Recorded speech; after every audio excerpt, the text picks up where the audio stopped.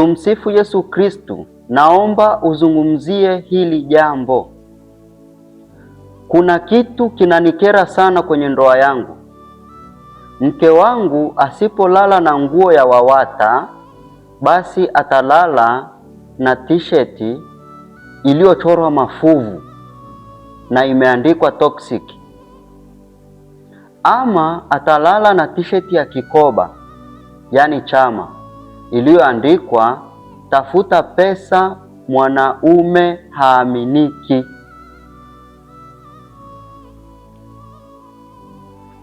Huyu ni mwanandoa. Kwenye message ukiendelea nasema amekaa kwenye ndoa kwa miaka 15.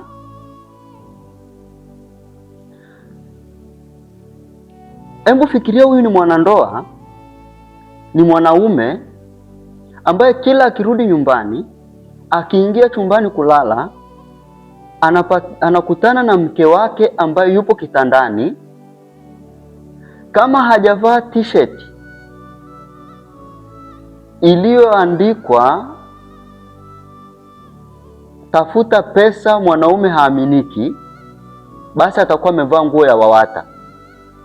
Kama siku hiyo hajavaa nguo ya WAWATA, amevaa t-shirt iliyochorwa mafuvu, skeletons, na imeandikwa toxic. Kwa hiyo mwanamke ana nguo zake hizi 3: t-shirt imechorwa mafuvu na imeandikwa toxic, nguo ya WAWATA, ama t-shirt ya vikoba iliyoandikwa tafuta pesa, mwanaume haaminiki. Huu ujumbe ni mrefu. Hapo chini kuna pointi nyingine amesema, alafu aliambia mmoja ya marafiki wake kwamba sina tena nguvu za kiume. Hebu tuangalie tu ukweli. Wewe mwanamke, mama, ulikuwa kwenye ndoa, tena umevaa nguo ya WAWATA, wewe ni Mkristo Mkatoliki. Ungekuwa ni mwanaume wewe, uingie kitandani ukute mke wako amevaa nguo iliyoandikwa tafuta pesa, mwanaume haaminiki, ama ukute amevaa t-shirt iliyochorwa mafuvu, yani yale mamichoro ya watu, mtu aliyekufa akabaki mamifupa, alafu imeandikwa toxic, ungekuwa na nguvu za kiume? Ninafikiri kwamba pia kuwa Mkristo, kuwa mama wa WAWATA, usipeleke WAWATA yako chumbani.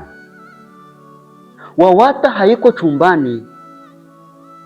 Unavaaje nguo ya WAWATA chumbani, tena kitandani? Ndoa ni furaha. Kuna mambo yanayofanyika kanisani, kuna mambo yanayofanyika chumbani. Ndio maana mnakuwa na hizo mnaziita send off, kitchen party. Mnafundishwa nini? Huyo kungu aliyokufundisha wewe, yule shangazi aliyokufundisha, alikufundisha ulale na nguo ya WAWATA ukilala na mume wako?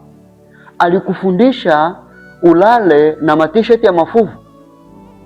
Unaogopesha mume wako mpaka hizo nguvu unazoziita za kiume hazipatikani. Maandiko yanatuambia, ukisoma kile kitabu cha Waefeso sura ya 5 aya ya 33, inasema mwanaume na umpende mke wako kama nafsi yako, na wewe mke umstahi mume wako. Je, unamstahi kwa kuwaambia marafiki zako kwamba hana nguvu za kiume? Je, unamstahi? Kumstahi pia ni kumpa amani. Unampa amani huyu mume wako kwa kumvalia nguo zilizoandikwa vijembe, nguo za kuchamba mume wako kitandani. Unamchamba mume wako kwa maneno yaliyoandikwa kwenye t-shirt.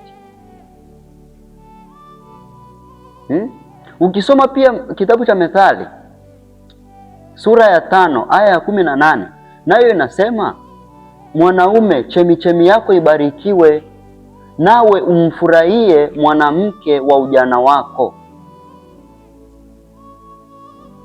kwamba huyu mwanaume anapaswa mfurahie mwanamke wake. Je, kuna furaha inayopatikana kwa vijembe vya maandiko? Maandiko ya kwenye nguo. Ndoa, mnapokuwa ndani mke na mume, mko katika eneo ambalo kwangu mimi naona ni eneo takatifu, ni eneo la liturujia.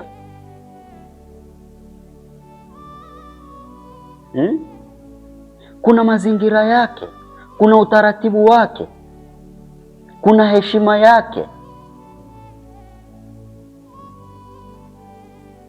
Unavaa namna gani? Unaongea namna gani? Unalala namna gani? Hayo yote ni mazingira yanayotengeneza na kukuza ule upendo kati ya mume na mke. Imeniuma sana hii, imeniuma. Wanawake, badilikeni.